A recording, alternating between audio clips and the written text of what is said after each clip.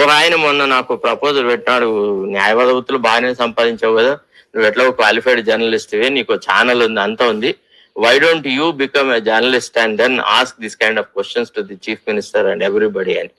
అయితే ఒకటి ఏంటంటే, ఇట్లాంటి ఏదో అడపదడప ఒకటో రెండో ప్రశ్నలు వేయడానికే అది పనికొస్తుంది తప్ప, ఈ న్యాయవాద వృత్తిలో ఉంటే ఏమవుతుందంటే ఎవరికి సేవ చేయాలన్నా మనం చేయొచ్చు, మన ఇష్టం వచ్చినట్టుగా మనం వ్యవహారాలు చేసుకోవచ్చు. ఆడేడు మధ్య కొన్ని అంటే బీఆర్ఎస్ ప్రోద్బలంతోనో లేకపోతే కాంగ్రెస్ ప్రోద్బలంతో కొన్ని కామెంట్స్ పెడతాను, నువ్వు ఎంతమందికి ఫ్రీగా కేసులు చేస్తున్నావని. చచ్చుద్దామా ఒకసారి నా ఆఫీస్కి రా, వస్తే నీకు చూపెడతాను ఎంతమందికి సేవ చేసినాము, ఎంతమందికి ఎన్ని కార్యక్రమాలు చేసినాము అనేది. నీకు గూగుల్లో కొట్టి చూడు, శరత్ కుమార్ అని చెప్పి చూడు. ఇప్పుడు 1996లోనే ఒక బీద మహిళకి ఒక డాక్టర్లు లోపల ఒక స్వాబ్ పెట్టి కుడితే ఆమె కేసు ఫైట్ చేస్తే ఆమెకు 2,000 రూపాయలు మంత్లీ పెన్షన్, 3 లక్షల కాంపన్సేషన్ అట్టా ఇప్పించినాం 1996 దశకంలో, ఇప్పుడు కాదు.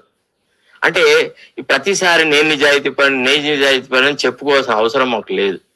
ఈ పెట్టే కామెంట్లు మీ ఇష్టం వచ్చినట్టుగా పెట్టండి, అది మీ విజ్ఞతకే వదిలేడుతున్నాం. సమాజంలో మంచిని పెంపొందించాలా, లేకపోతే మంచిగా మాట్లాడిన వాళ్ళను, నిజాయితీగా ఉన్న వాళ్ళను మీద మన్ను పోయాలి అంటే ఒకటి మాత్రం నేను చెప్పగలను, మనం ఎవ్వరం కూడా ల్యాబ్లో తయారైన వస్తువులం కాదు.